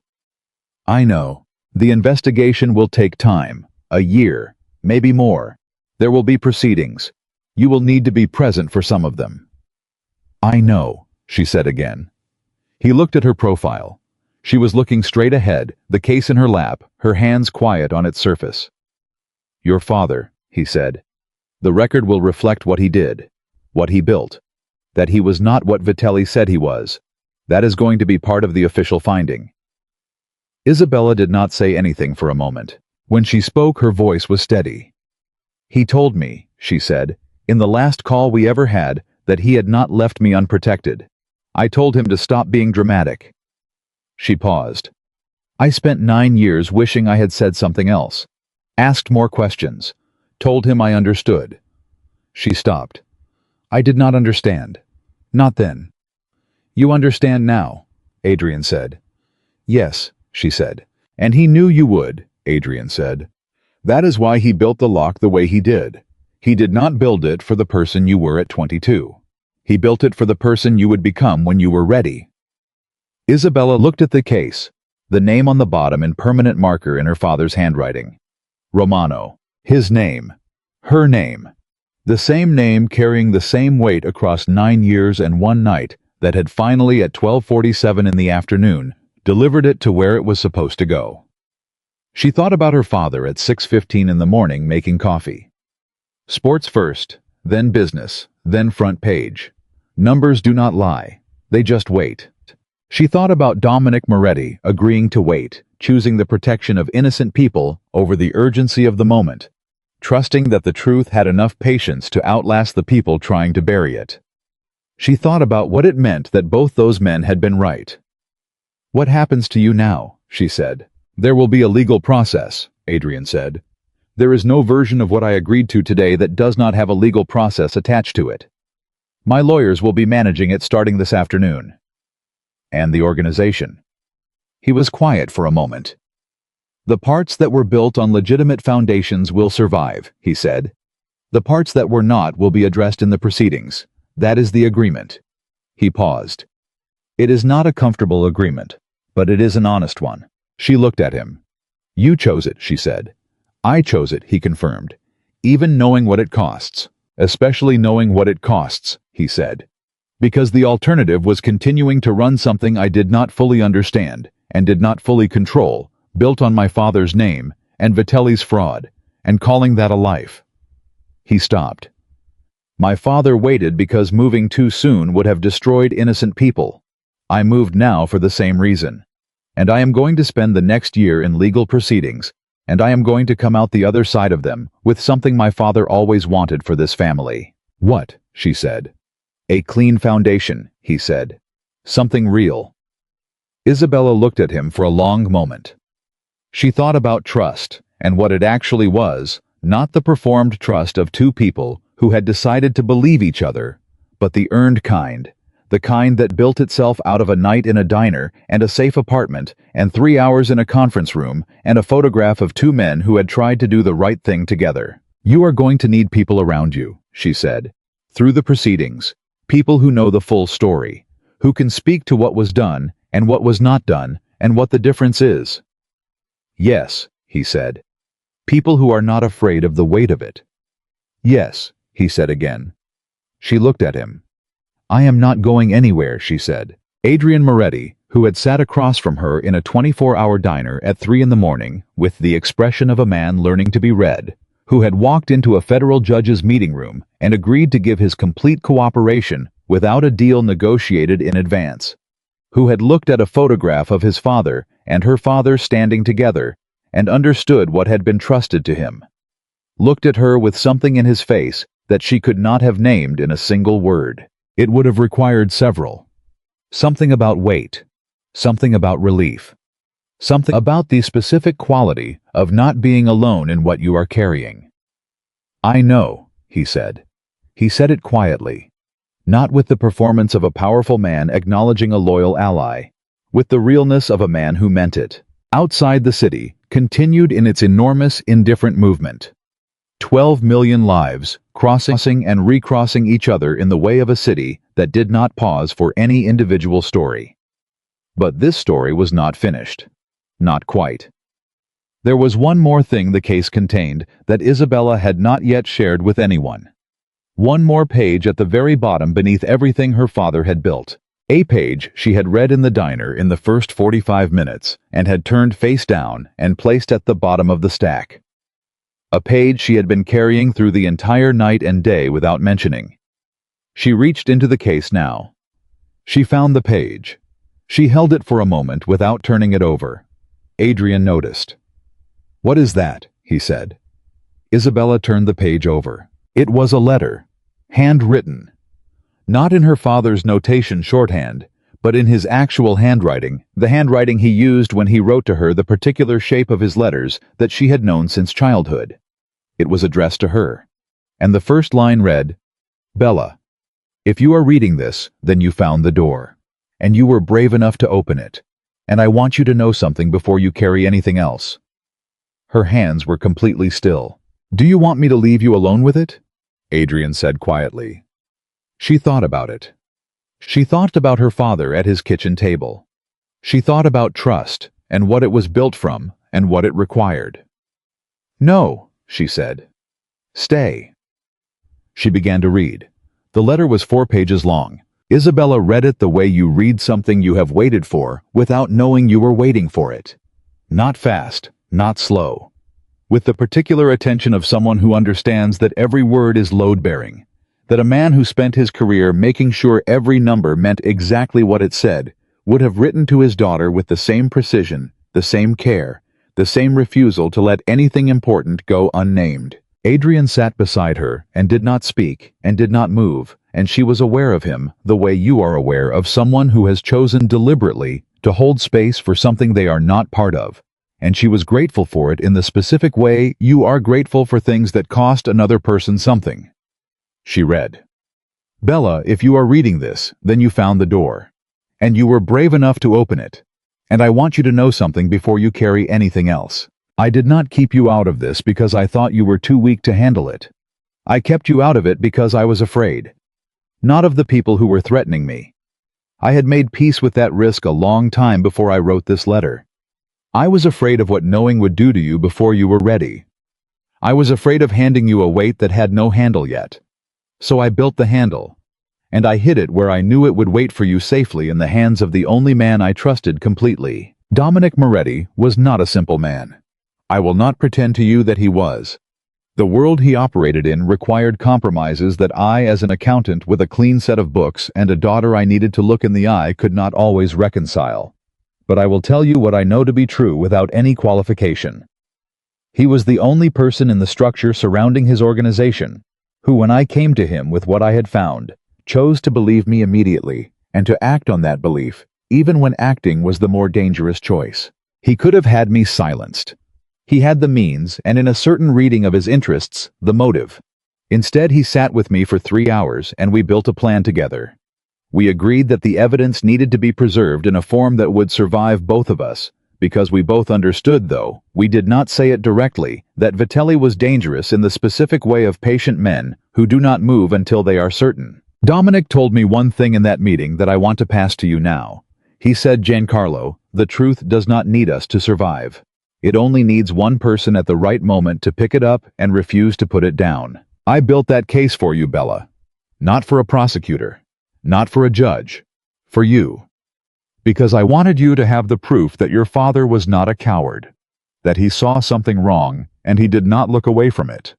That he found someone to stand beside him who understood the same things he understood. And that together they tried to do something that was worth doing, even if neither of them lived to see it finished. I do not know who you will be when you read this. I do not know how many years will have passed.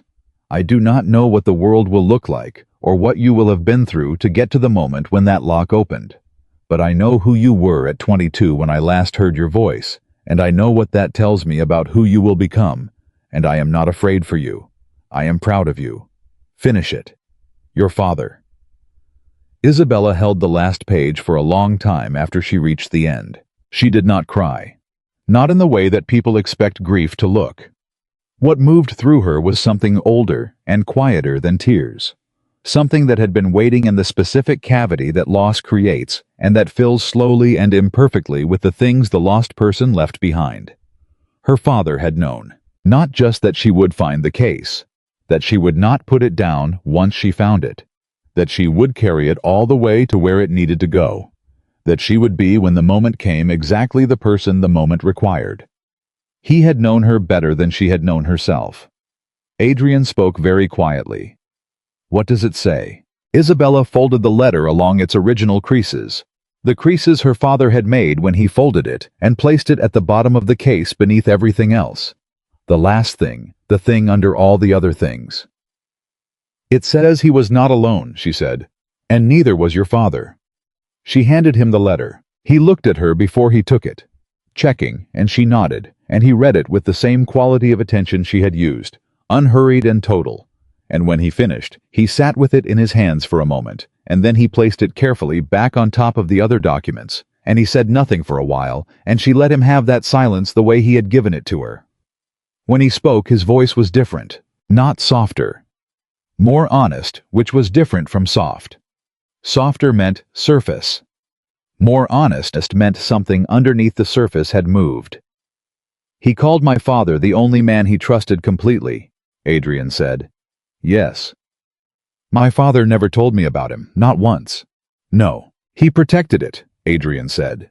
He protected the relationship, the plan, all of it, by never speaking about it, where it could be heard by the wrong person. He paused. He was protecting my father's work the same way my father was protecting his. They protected each other, Isabella said. And they left it to us to finish. She looked at him. We finished it, she said.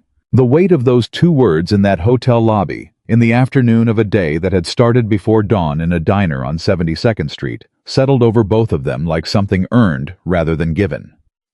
They sat with it for a moment. Then Adrian's phone moved. His personal phone, which had been silent all morning while the burner did the work of the night. He looked at it. My lawyer, he said. The proceedings are beginning to organize. I need to be available. Go, she said. He stood. He looked at her with the expression she had been cataloging since the diner, the one that did not have a single clean name, that required several words, and some of them were not words that had been spoken yet between them. Where are you going? He said. I need to call my landlord, she said. I need to tell him I will not be renewing my lease in the Bronx. Something shifted in his face. Where will you go? I do not know yet, she said. Somewhere that is not a one-bedroom apartment that smells like old radiator heat, and where the only reason I am paying rent is because it is 3 miles from a building I needed to be inside. She paused. The reason I needed to be inside that building is gone now. The reason you needed to be inside that building, Adrian said carefully, led you to a diner at 3 in the morning where you held something that belonged to both of us and did not run. She looked at him. The building is still there, he said. The reason you were working in it has changed. That is not the same as the reason being gone. The lobby was quiet around them. Afternoon light coming through the windows. The ordinary sounds of a hotel in the middle of a Tuesday. People with rolling suitcases and conference lanyards, and the specific focused distraction of people who were somewhere temporary. Isabella and Adrian Moretti stood in the middle of all of that, with everything the past 14 hours had built between them and around them, and she thought about what her father had written. The truth does not need us to survive. It only needs one person at the right moment to pick it up and refuse to put it down.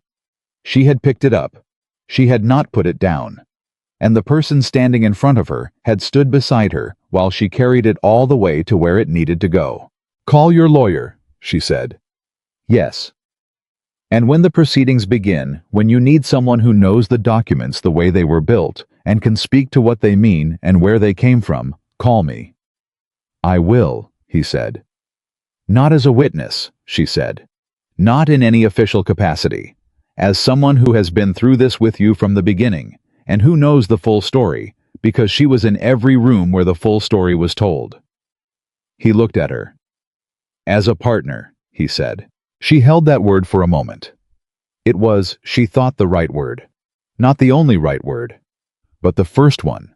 The one that could hold everything else while the other words waited for the right time. "Yes," she said. He left. She sat back down with the case in her lap.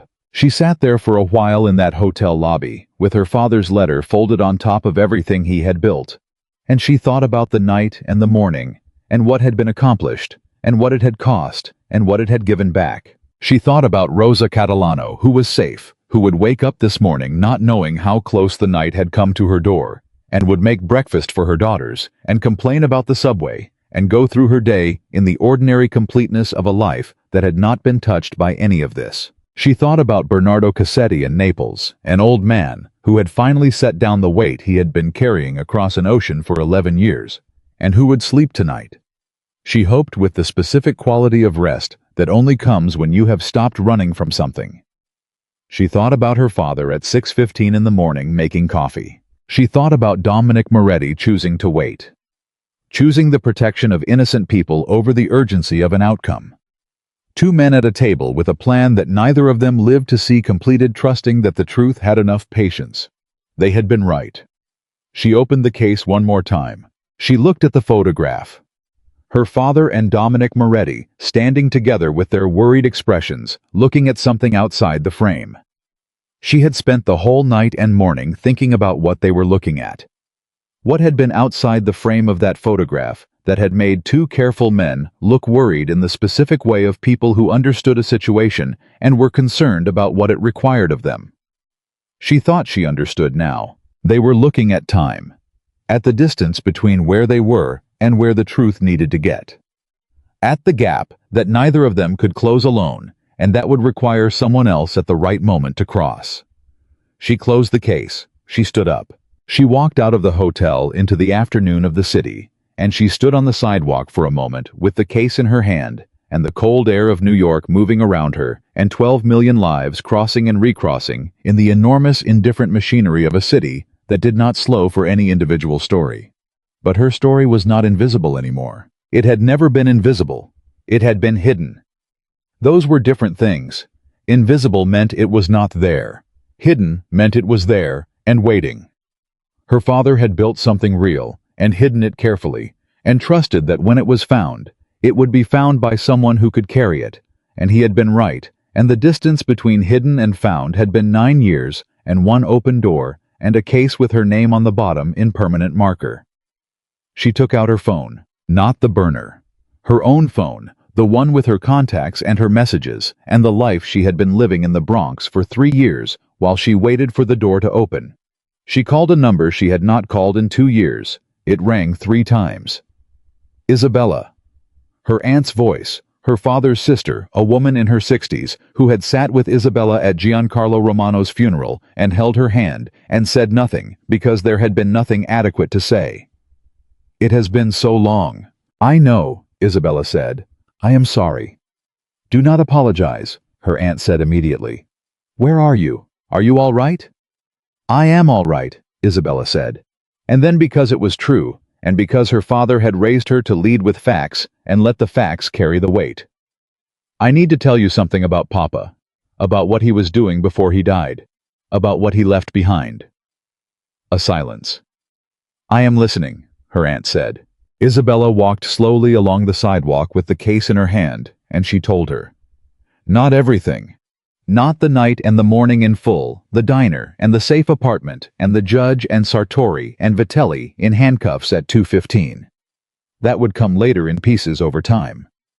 What she told her aunt now was the part that mattered most, the part her father had written for her at the bottom of the case beneath everything else. She told her that Giancarlo Romano had seen something wrong and had not looked away from it. She told her that he had built something real from what he saw. She told her that he had trusted the right person to keep it safe.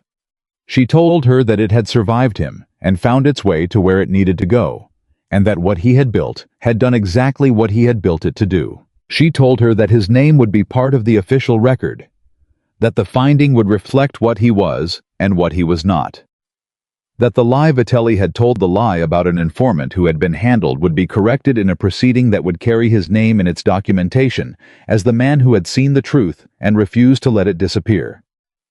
Her aunt was quiet for a long time. When she spoke, her voice had in it something that Isabella recognized because she had heard it in her own voice in the hotel lobby when she read the last line of her father's letter. Not relief exactly, the end of a long waiting. "He would be so proud of you," her aunt said. "I know," Isabella said. "He told me." She ended the call. She stood on the sidewalk. She did not know yet what the next year would look like. She knew it would involve federal proceedings and legal complexity, and the slow dismantling of 14 years of careful fraud and the reconstruction of what was left when fraud was removed. She knew it would involve Adrian Moretti navigating the legal consequences of cooperation with the particular combination of intelligence and honesty she had watched him apply to every decision in the past 14 hours. She knew it would involve her own presence, her own testimony, her own continued engagement with a story that was not finished. Even if this chapter of it was, she knew it would not be simple or safe or easy. She also knew something else. She had spent 3 years learning to be invisible. She had learned it so well that she had almost forgotten she was doing it. The cleaning cart and the service entrance and the 11 visits that followed exactly the same route every time. The rule: stay invisible, stay safe, go home. The life built around the discipline of not being seen. She was not invisible anymore. She had walked into a federal judge's conference room with her father's life's work in her hands and had spoken for 3 hours with the precision and clarity of a woman who understood every document she was presenting and who was not afraid of the weight of what they proved. She had sat across from Adrian Moretti in a diner at 3 in the morning and told him the truth when a lie would have been safer. She had read her father's letter in front of a man she had known for less than 12 hours and let him see what it meant to her. None of that was invisible. None of that was the person who kept the rule and stayed in the hallway and walked past closed doors. Her father had not built the case for the invisible version of her. He had built it for this one. She looked at the case in her hand one final time. Romano. Her name. His name. The same name on both sides of the same story. She thought about what Adrian had said in the safe apartment in the gray hours before dawn. The people who love us think they are keeping us safe by carrying the weight alone. What they are actually doing is making sure that when they fall, nobody is positioned to pick it up. Her father had not made that mistake. He had given her everything she needed to pick it up when the time came. She had picked it up. She had carried it. She had not put it down. 3 weeks later, the first federal charging documents were filed publicly. Enzo Vitelli was charged with 14 counts, including racketeering, wire fraud, money laundering, and conspiracy to obstruct justice. The charging document named Vitro Holdings as the primary instrument of a 14-year scheme to fraudulently transfer controlling financial interest in the Moretti organization, while maintaining the appearance of Moretti family control. Richard Sartori was charged separately with 4 counts of obstruction and 2 counts of conspiracy related to his role in protecting the Vitelli financial structure from federal scrutiny.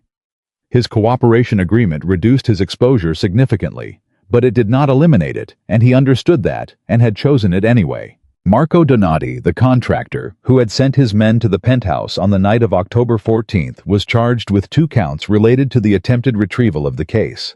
He cooperated fully, and his sentence reflected it. The charging document identified Giancarlo Romano by name as the original source of the documentary evidence.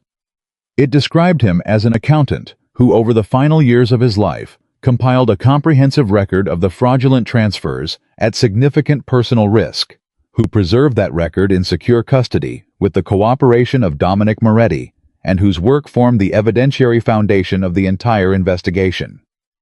It did not say he was an informant. It did not say he had been handled. It said he was a witness to the truth who had made sure the truth survived him. Isabella read the document in a coffee shop near her new apartment on the Upper West Side on a Tuesday morning in November, with coffee she actually drank, and she read the paragraph about her father 3 times, and then she sat with it for a while and let it mean what it meant. Her phone moved on the table. Adrian. She picked up. "You read it," he said. "Yes," she said. "The paragraph about your father." "Yes." A pause. "I made sure the language was right," he said. "I reviewed the draft 3 times with my legal team. I told them specifically what I needed it to say." She held the phone and felt something move through her that was not grief and not gratitude and not love exactly, but contained all 3. The specific feeling of being known, of having the thing that mattered most to you, understood by someone who did not have to understand it, but chose to. "Thank you," she said. "No," he said. "Thank you." The proceedings moved through the winter and into the spring. Isabella testified twice. Both times she walked in with her father's documents organized the way he had built them, and spoke with the clarity and precision of a woman who understood every number on every page and who was not afraid of the weight of what they proved. Both times she walked out steady. Adrian's legal process was complicated and ongoing, and he navigated it with the particular combination of intelligence and honesty she had watched him apply since the diner on 72nd Street. The organization shed the parts that could not survive scrutiny. The legitimate businesses, the ones built on real foundations, continued. Smaller, cleaner, built on something that could bear the weight of a real examination. He called her often. Not always about the proceedings. Sometimes about other things.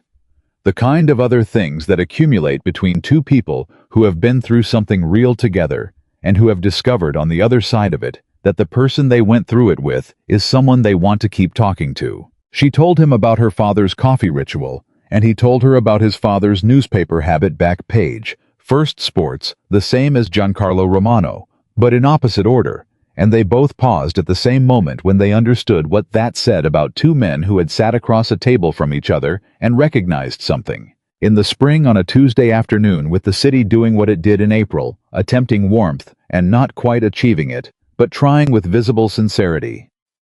Isabella walked into the offices of the newly restructured Moretti Group, which was what remained of the organization after the proceedings had completed their work, and she sat down across from Adrian in an office that had a window and real light and no filing cabinets with combination locks. He had offered her a position, not a cleaning position. A position as Director of Financial Oversight, working with the legal team and the restructured board to ensure the organization's financial architecture was exactly what it appeared to be. Transparent and documented and bearing no resemblance to the shell company maze that Enzo Vitelli had spent 14 years constructing inside it. He had made the offer 2 weeks earlier formally, with a letter she had read twice, and then set on her kitchen table and looked at for a long time. She had not answered immediately. Not because she did not know the answer, because she wanted to walk into the room and give the answer in person, the way her father had always made the decisions that mattered in person, at a table face to face, where the weight of the moment was shared between the people inside it. She sat down. She looked at him. "Yes," she said. Adrian Moretti did not perform his reaction. He was not that kind of man. What moved across his face was real, the particular realness of someone who has hoped for something specific and has just received it, and who lets himself feel that without dressing it in anything more controlled. "Good," he said. She set the case on the desk between them. She had carried it with her since October 14th. Through the hotel lobby, and the proceedings, and the new apartment, and the 2 testimonies. She had not put it down. But she had finished carrying it to where it needed to go. She opened it one final time. She took out her father's letter, and she placed it on the desk beside the case, and she looked at it for a moment, and then she looked at Adrian. He said the truth only needs one person at the right moment to pick it up and refuse to put it down, she said. "Yes," Adrian said. "It took 2, she said. He looked at her. Something settled between them that was not the tension of the diner, or the urgency of the night, or the weight of the proceedings. Something that had been building underneath all of those things, and that had finally, now that there was space for it, arrived at its own name. She left the letter in the case. She closed the case. And she left it on the desk.